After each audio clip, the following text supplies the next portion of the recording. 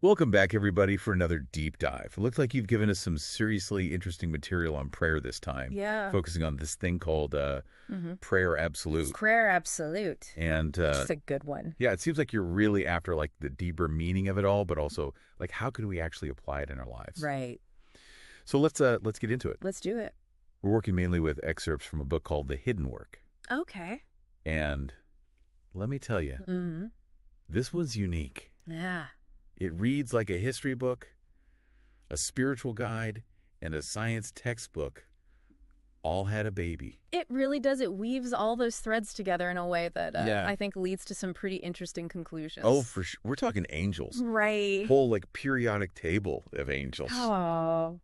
And this idea that humanity's got like a specific job in the universe, like a cosmic obligation Yeah. to something called the absolute. Mm-hmm. I mean, where do you even begin with something like that? Well, the hidden work starts by taking us way back, Okay. looking at the history of prayer and how it's evolved over time. Right. And one of the things it claims is that those earliest forms of prayer were nothing like what we often see today. So instead of being about personal requests, Mm-hmm. they were more about supporting a higher power. So like instead of please let me win the lottery, it was more like may this higher power be sustained or something. Exactly. Really? Yeah, the book actually uses the example of the Passover supper Okay. to kind of illustrate this. Right. So it argues that the goal wasn't just about the meal itself, Okay. but it was about the entire assembly through rituals and stories and chants Mm-hmm. to create a specific mood that somehow connected them to the absolute. So it was this active collective effort to create a bridge to something bigger than themselves. Right. And that active engagement is a key point the book emphasizes. Okay. So it argues that somewhere along the line, things shifted and technology and entertainment started to reshape our relationship with prayer, Yeah. moving us away from that active participation. It's true. You know, think about it. We've gone from collectively invoking a higher power to individually asking for things on our phones. Yeah. It's almost like we've traded presence for convenience. Yeah, it's very transactional. Yeah, but how does this prayer absolute thing fit into all of this? Well, this is where it gets really interesting. Okay. So the book presents prayer absolute as something completely different. Okay. It's not about asking for anything at all. It's about helping the absolute, Okay. even absolving ourselves of what it calls original sin. Okay, wait a minute. Original sin. Yeah. That sounds pretty heavy. I know, right? Like most people think of that as some moral failing, like we're just inherently bad. Right. But this book doesn't see it that way, does it? Not at all. And this is where that science textbook element comes in. Okay. So the book describes original sin as like a tangible substance, something that accumulates within us just by existing. So it's not about being good or bad.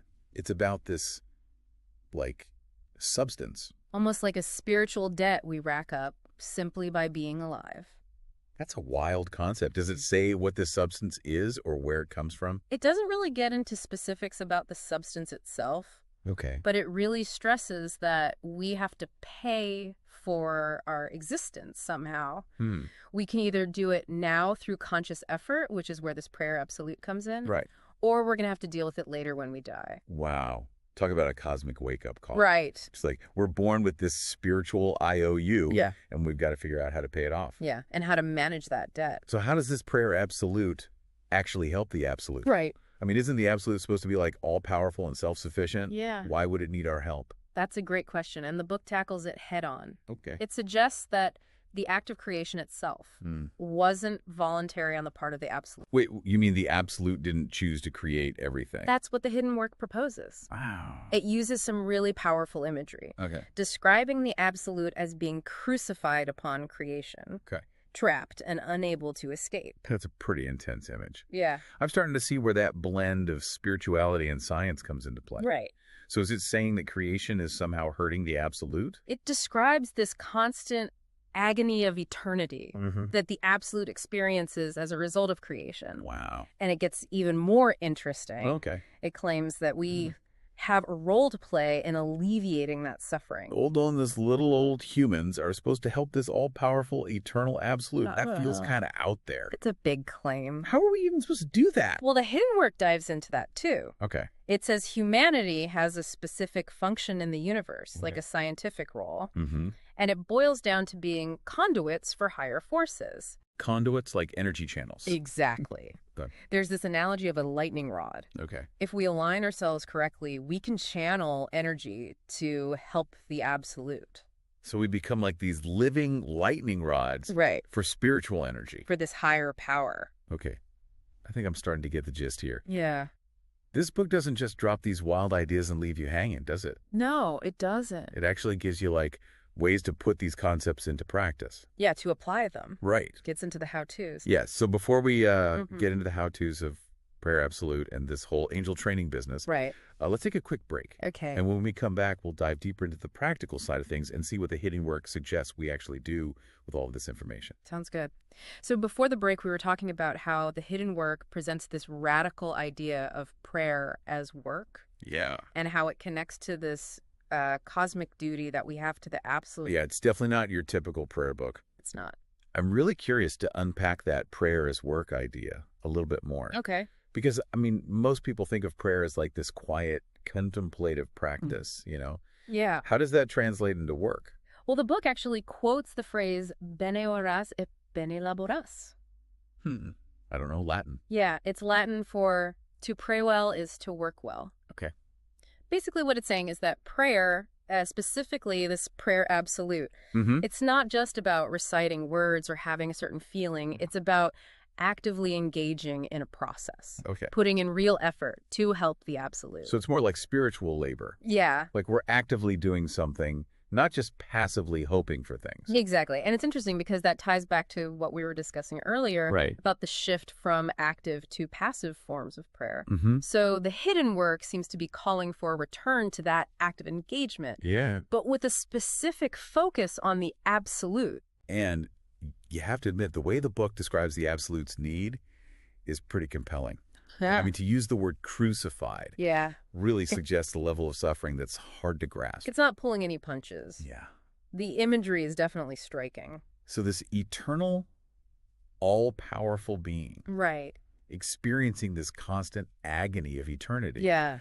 I mean, it really flips the script on how we usually think about the divine. It really does. So instead of praying to the absolute for our own needs, Right. we're praying for the absolute, Mhm. trying to ease its suffering. Exactly. It almost makes you wonder if the absolute is supposedly all-powerful. Right. Why can't it just fix this itself? That's a really insightful question. Yeah. And the hidden work offers a pretty surprising answer. Okay. It claims that humans are actually unique Hmm.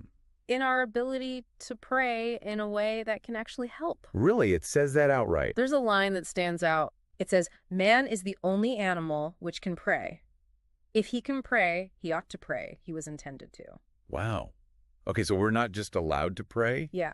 We're supposed to. Yeah, it's like our cosmic duty. It's our job. Yeah, and it's not just any kind of prayer that counts. Right. It's specifically this prayer absolute. This prayer absolute. Yeah. Yeah, it even goes so far as to suggest that other forms of prayer, particularly those focused on like personal requests, might be useless or maybe even harmful. Because they're all about us and our needs, Exactly. not about fulfilling our obligation to the absolute. Right, and remember that obligation is connected to this whole idea of original sin, Right. which, as we discussed, the book defines as a substance, not a moral failing. Right. So we're born with this spiritual debt. Yeah. And prayer absolute is one way to pay it off. Yeah.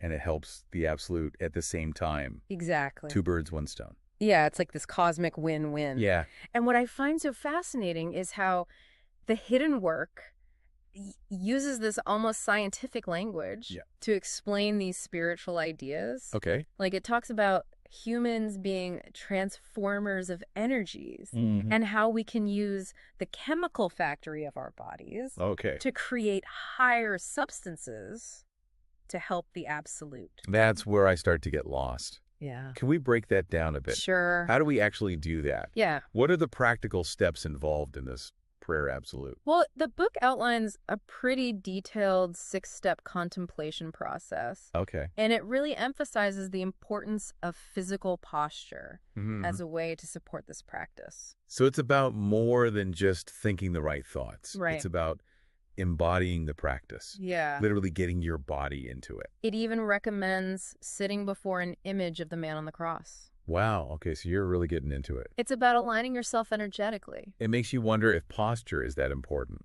Maybe those yoga folks are onto something. Yeah, there's definitely some interesting parallels there. Yeah, and remember, the book doesn't claim to have all the answers. It encourages you to experiment and find what works for you. Yeah. Adapt these principles to your own unique journey. Absolutely. And speaking of unique journeys, what about those concepts that really caught your eye?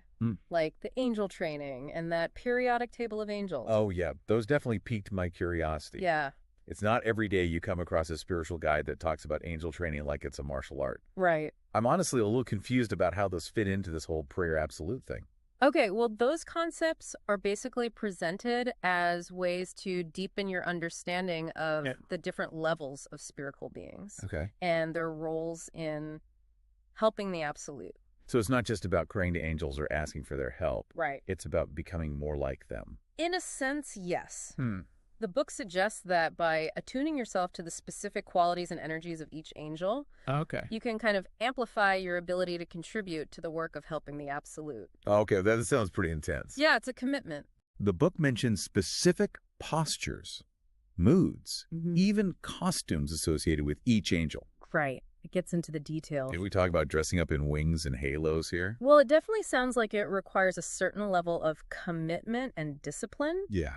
But the book emphasizes that the rewards are immense, not just for the individuals involved, but for humanity as a whole. And what about that periodic table of angels? Right. So the book uses that as a framework for understanding the relationships between these different angels. It's kind of like how the periodic table of elements organizes the building blocks of matter. Right. It shows the connections and interactions between different angels and their energies. So it's like a spiritual map of the angelic realm. You could say that, yeah. That's pretty cool. It is. I have to admit, this is all pretty far from how I usually think about prayer.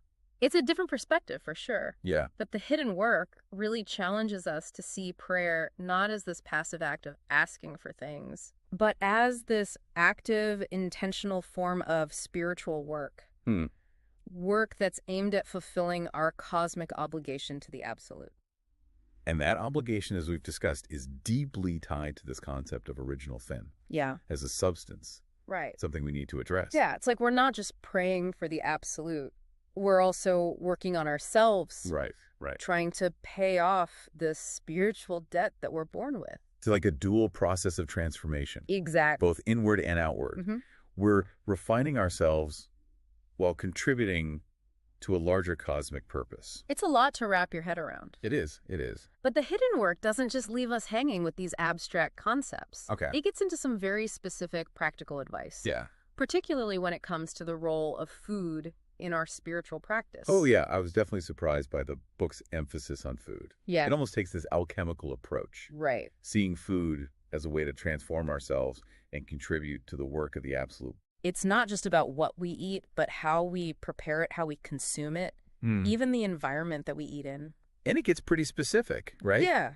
Like it recommends avoiding processed foods, Right. sugar, and certain types of meat.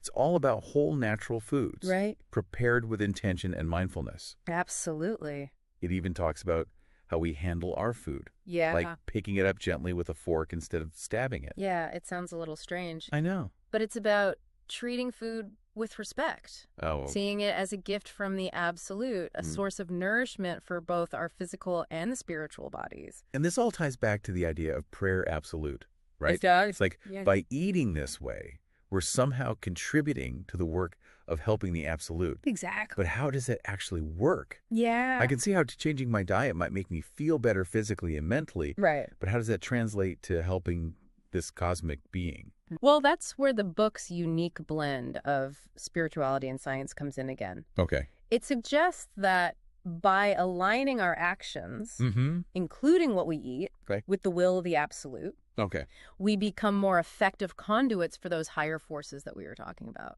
So it's like we're fine-tuning our bodies to become better instruments Exactly. for this spiritual work. For this cosmic task. It's fascinating. So we're not just talking about prayer in the traditional sense, Right. but about every aspect of our lives becoming a form of prayer, a way to connect with and serve the absolute. It's a powerful idea. It is. The hidden work really challenges us to see our entire lives as an offering, a way to actively participate in this grand cosmic dance Yeah. and contribute to the evolution of consciousness itself. But before we get too cosmic, Right. let's bring it back down to earth for a moment. Yeah. And talk about how this all plays out in a more practical, down-to-earth way. Oh. Because the book also talks about how this work can be done not just individually, but collectively. It does. And that's where things get even more interesting. Yeah, that's a whole other level. So before the break, we were getting into like the nitty-gritty of how to actually put these ideas from the hidden work into practice. Right, like how to actually do the work. Yeah, we talked about prayer absolute, the importance of posture, and even this idea of angel training. Which is a wild one. Yeah, that one still has me reeling a bit. Yeah, it's a lot. But then things took an even more intriguing turn. Okay. The book suggests that this work can be done not just solo, but in groups. It's true, and this is where the concept of work circles comes in. Work circles. Yeah, the hidden work proposes that groups of people can actually work together to create even more powerful conduits for these higher forces. So it's like the whole is greater than the sum of its parts kind of thing. Exactly. The book uses the analogy of a radio. Okay. Each person in the circle is like a different component, all working together to transmit a signal. Gotcha. It also mentions a magnetic bottle. A magnetic bottle. Yeah, this idea that a container of energy is created when the group comes together with this shared intention. Okay, so it's like a spiritual power-up. Kinda. You get a group of people together, all focused on this prayer absolute, and bam, you create this like amplified energy field that can really make a difference. That's the idea, and it highlights the potential of collective action, Right. showing how our individual efforts can be magnified when we work together in harmony. But the book also stresses that like maintaining that harmony is crucial. Oh, yeah. It's essential. It even says that losing just one person from the circle can disrupt the flow of energy. It's a delicate balance. Yeah, so no pressure. Right. Each person has to be fully committed and aligned with the group's intention. It's a big responsibility, for sure. Yeah. But the book suggests that the rewards are immense. Okay. Not just for the individuals involved, but for humanity as a whole. Imagine the impact if groups all around the world were actively engaged in this kind of work. Okay, so we've covered a lot of ground in this deep dive. We have. We started with this book, The Hidden Work, Yeah. and its unique perspective on prayer. Right. A very different way of looking at it. Yeah, then we explored this fascinating concept of prayer absolute as a way to help the absolute and deal with our own spiritual baggage. Right, like that original sin substance. Yeah, exactly. Yeah. We even touched on angel training and the periodic table of angels. Which is still kind of blowing my mind, to be honest. Me too. But the hidden work ultimately offers us a path, Mm. a way to connect with something larger than ourselves and contribute to the evolution of consciousness itself. And it challenges us to reconsider what prayer really means. Right. Not just passively asking for things, Mm-hmm. but actively engaging in a practice that can transform us and maybe even help heal the absolute. That's a powerful message for sure. Yeah, and it leaves us with some pretty big questions to ponder. It does. Like if we really can help alleviate the suffering of the absolute through our efforts, what does that mean for humanity? Right. What are the implications of all this? Yeah, what kind of world could we create if we tapped into this collective power of prayer absolute? It's pretty mind-blowing when you think about it. It really is, and that's the beauty of a deep dive like this. Mm-hmm. It's about sparking curiosity, opening up new possibilities, and encouraging you to explore these ideas further. Right. The hidden work gives us a framework, but ultimately it's up to each of us to decide what resonates with us Yeah. and how we want to apply these concepts in our own lives. The personal journey. So we've given you a lot to chew on. A lot to think about. Now it's time for you to do your own digging. Yeah, go explore. See what resonates as experiment and keep asking questions. Right. Keep that curiosity alive. Who knows what you might discover? Exactly. Thanks for joining us on this deep dive into the world of prayer absolute.